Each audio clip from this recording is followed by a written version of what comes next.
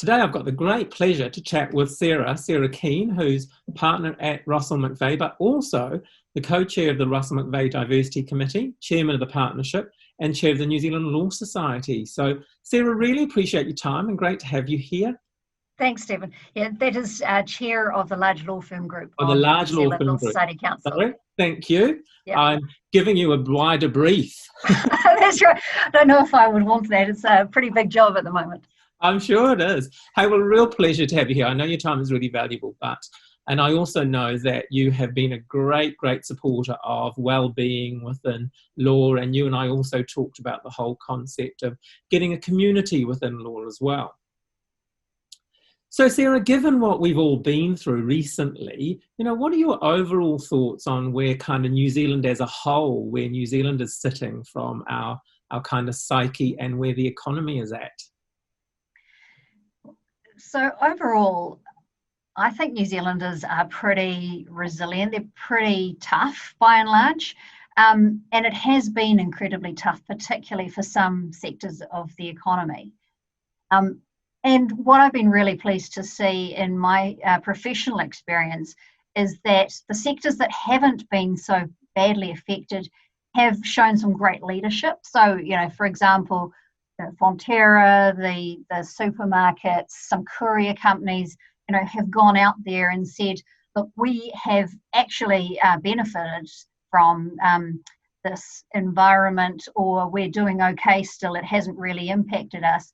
And so we see it's really important for us to be continuing to give work out and be continuing to pay our invoices on time. These are things which are almost more important now because we have the privilege of not being so adversely affected.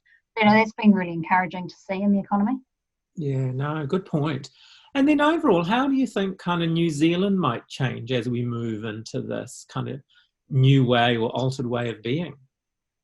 Well, it's really hard to crystal ball gaze, isn't it? But, it's probably going to be impacted by how we deal with three key dynamics, is my view. The first is, an economy that was, by international standards, extremely globally open, how that highly globally connected economy deals with the Fortress New Zealand approach, which has been so successful from a health perspective. The second dynamic is going to be the fact that our two best friends internationally are fighting. How do we deal with US and China? Australia faces the same problem and has nailed its colours very clearly to one mast, whereas New Zealand, I think, has always had a little bit more of a keep your head down approach to the way those two big economies interact. And, frankly, I think we've done a better job of it in that respect. And then just the final dynamic will be around the ability to reskill and upskill. I mean, there are whole sections of the economy now that just are not working. They're stopped, they're not functioning, and they may have no future.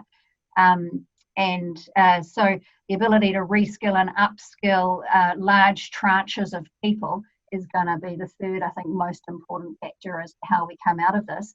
But I'm optimistic. I think things have been managed well so far. And really, as long as we can get that last piece right, which is going to require a whole lot of government support as well, I think we're really well placed because we're a great little country with a good attitude. I'd agree. So, I concur, some complex issues internationally, but you're right. We've also got some real opportunities within New Zealand to be able to be more agile and flexible. So if we bring that then down, Sarah, into the context of law. So, as we know, law has been going through some incredible evolving and change over the last several years. What are your thoughts about what might occur or how that might continue in the forthcoming years? Yeah, well, you can go to the sort of narrow areas of law, some of which we've seen in the context of other recessions like the 87 crash and the GFC. You see a spike in particular areas of law, call it insolvency, employment law. I do competition law, that's countercyclical as well. So the standard stuff where different practice areas thrive in different circumstances. Fraud also thrives in the recession era. But so you see growth in particular practice areas, and I don't think we're going to see anything different in the short term than that. But what do we see in the longer term? It's quite interesting. I've got some friends over at Macquarie in Sydney, and they said that every time they go for fundraising with a bank, the first question that the bank asks is, what pre-existing structural trends has COVID-19 lockdown accelerated? Because they say that that is in fact, it's happening in every industry. So the question is just, how well do you know your business? What pre-existing trends have been accelerated by this dynamic? And so actually all of us sitting down and thinking about that question as it relates to law is really important. And obviously, I mean, there's some really simple stuff like much better functionality from working from home and Zoom and use of technology. Those are all things which plainly were structural trends that have been accelerated. And, you know, I think the pressure on some of our super tankers of the system, like the courts, like some of the regulatory agencies, you know, that pressure is being amplified, and where they were sort of doing a poor job, there's some aspects of that which are now failing. And we need to put some serious effort into turning some of those super tankers around. Yeah, absolutely. So you've talked a little about some of the challenges and opportunities, but if some came to mind, what would come top of mind for you that will present within law? Access to justice. So I talked about a super tanker. I think for myself, having been a court lawyer for a long time, and also having dealt with a lot of regulatory agencies, you know, seeing the commentary around WorkSafe at the moment and how effective its investigations have or have not been. I think we have a whole lot of institutions that have very important jobs that are just not quick enough, and they're not light-footed enough, and they don't use technology enough, and they really do need to put in place some good systems that focus in on what their function is and doing that function better. I mean, so you see, for example, Mike Heron QC's initiative around CODA, which is for the effectively AI resolution of minor civil and family disputes. You know, you could see an expansion of that sort of service.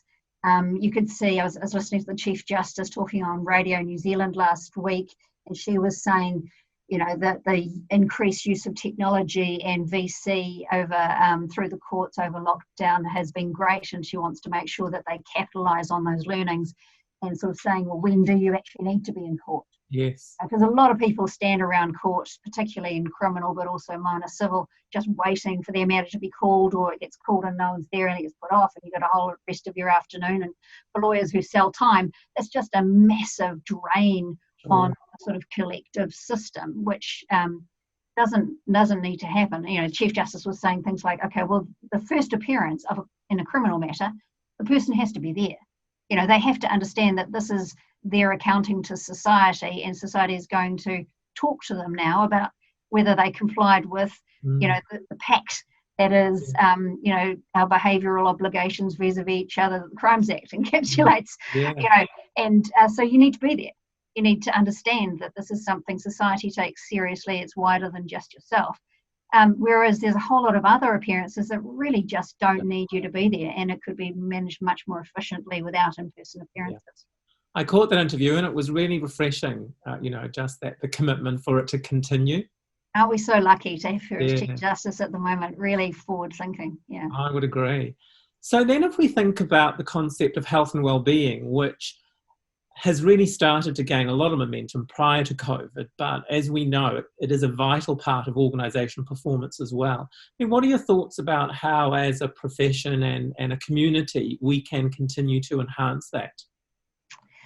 Well, I mean, one of my other roles, which you didn't mention at the outset, and rightly so, because it's not law related, I'm on the board of a leadership development company. We have software development that happens in India, and sales in the US, and an online app and so on. So I'm always going to say that the best way to support health and well-being is actually continuous learning and development.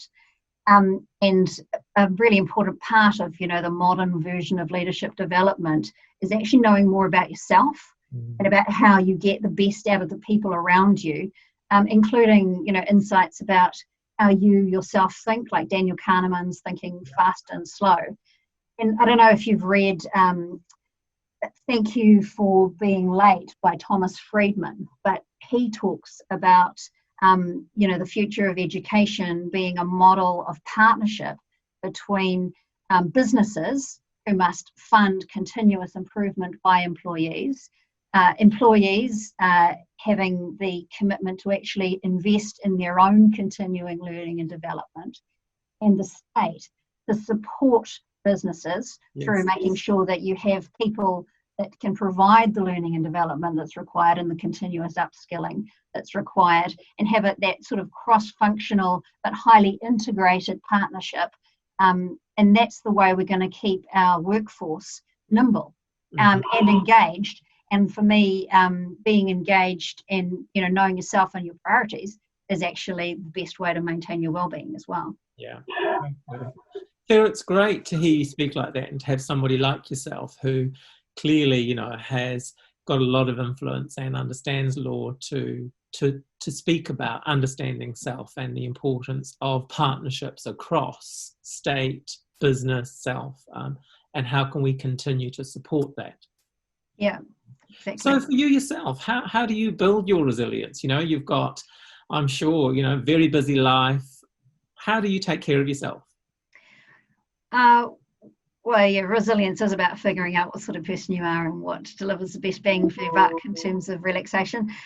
For me, it's daily exercise and daily engagement with the priorities in my kids' lives, understanding what it is that's important for them every day, and at least weekly catch-ups with really good girlfriends, and of course, interesting, intelligent work that stretches me out of my comfort zone. Absolutely. Again, it's really great to hear you talk about a holistic you, family's important, your own health's important, having a laugh, catching up, bit of movement, all really builds that, doesn't it? Yeah. So if you were, I know this is a bit of a tricky question, but I'll put it to you anyway. If you were to come away with one learning through what we have traversed over the last sort of several months, what would you take away with you? That you can manage your own life in a way that suits you and still deliver what you need to for your work and your home. I think the flexible work practices, which we all got much better at over lockdown, gave us all a real insight into how our home functions and potentially can function in better alliance with our work function. So, that to me was a fantastic learning. And I suppose aligned with that, I had a birthday over lockdown, and I can tell you don't need to spend money to have a fabulous birthday. Exactly. Exactly. Oh, Sarah, look, it's been a real pleasure. And for me, getting your insights and, as mentioned, how you very ably span the context of what law is about, the growth within the sort of what I would call the analytical, the academic, the process, but having a really great understanding of that people matter. So please keep being the champion that you are. It's really, really, really cool and really great to have somebody like yourself advocating for all that you do. Thank you, Stephen. And please also keep up the excellent work that you're doing at College of Law. It's a really important influence on, our legal communities as well. Oh, thank you. Sarah, it's been a great pleasure. Go and enjoy the day. And that's us signing off.